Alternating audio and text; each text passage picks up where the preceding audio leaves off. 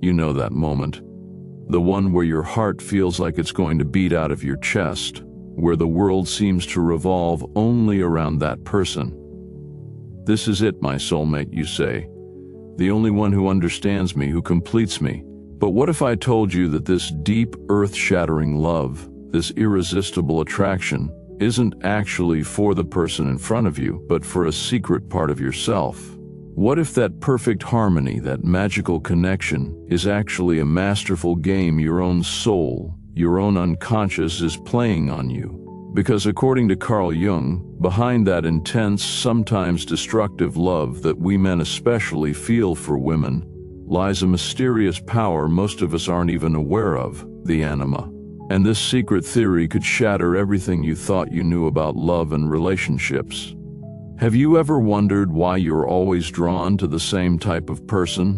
Why some relationships start with immense passion only to end in bitter disappointment?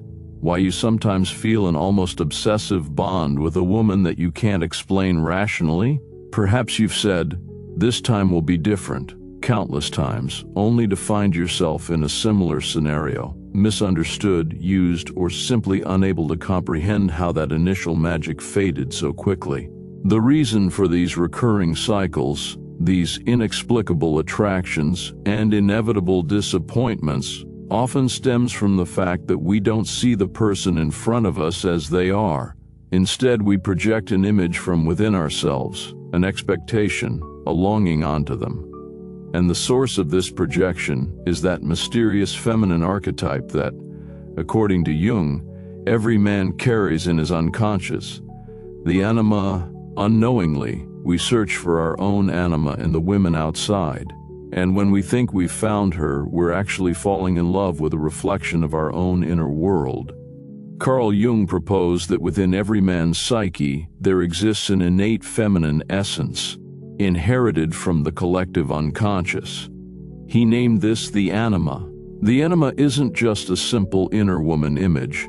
It also represents our connection to our emotions, moods, intuition, relationships, and creativity. This feminine principle in a man's unconscious is often shaped by his experiences with his mother and other significant female figures in his life.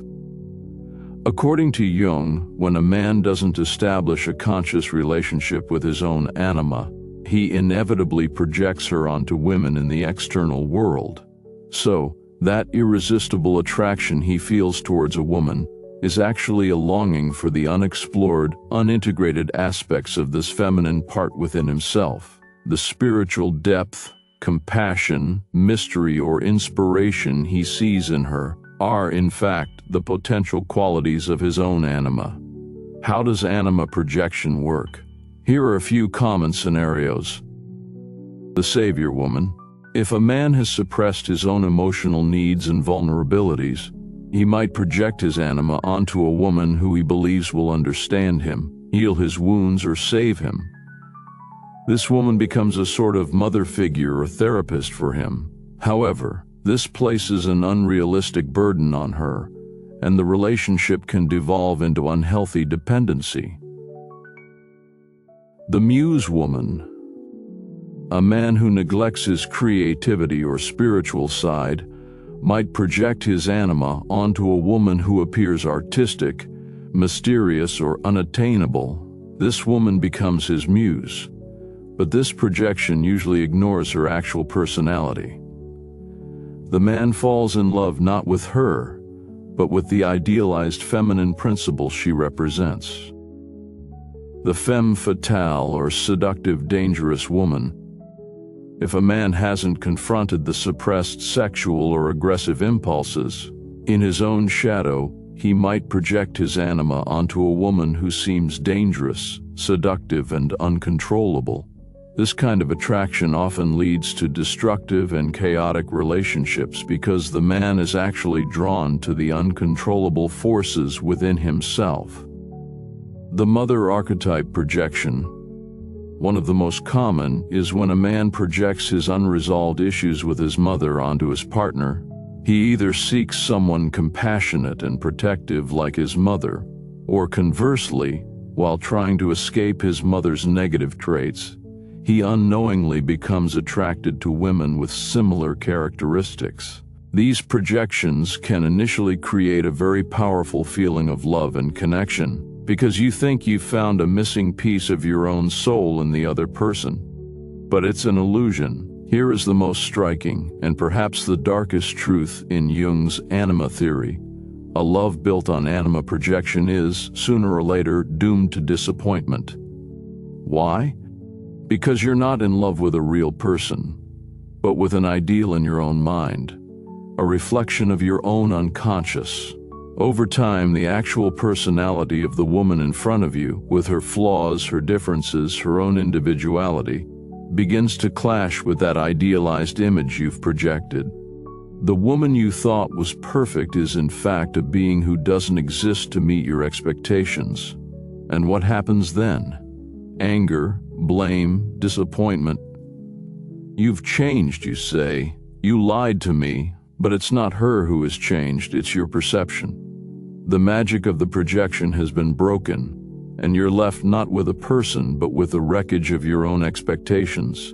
This situation not only causes you pain but is also a great injustice to the woman you're with. Because she hasn't been seen, hasn't been understood, she's merely been used as a canvas onto which you've painted the picture of your own soul. Jung warns, if a man does not confront his own anima and integrate her, he will continue to play this projection game throughout his life. He will run from one woman to another, searching for that missing piece in each, but never finding it. Because what he's looking for is not outside, but within himself. And this search consumes him, wears down his relationships, and destroys the possibility of forming a genuine connection. So, is there a way out of this destructive cycle? A way to end this never-ending game of projection? According to Jung, we are not without hope. Yes, there is a way out. The solution lies in ceasing to project the anima onto women externally, and instead cultivating a conscious relationship with her within yourself, in your own depths. This means courageously exploring and lovingly embracing your own neglected feminine aspects, that suppressed emotional depth, those silenced intuitions, and that forgotten creativity. If you're asking how you can begin this inner journey, here are some steps you can take, illuminated by Jung: insight and awareness. The first, and perhaps most crucial step, is to realize that you are making anima projections. Honestly analyze which women you feel an excessive and irrational attraction towards, and which idealized images you're imposing on them, being brutally honest with yourself. Emotional work. Develop a deeper connection with your own emotions. Instead of suppressing your feelings, try to understand and express them. Accept your vulnerability. Jung says the anima is the key to a man's emotional life. Nourish creativity. The anima is closely related to creativity. Engaging in art, music, writing, or any creative activity that inspires you can help you express your anima energy constructively. Listen to your dreams. The anima often appears in dreams as female figures. Try to understand what these figures are trying to tell you. Dreams are a powerful way to dialogue with your unconscious and your anima. Realism in relationships. Stop idealizing or demonizing women. Try to see them as individuals with their own complexities, strengths, and weaknesses.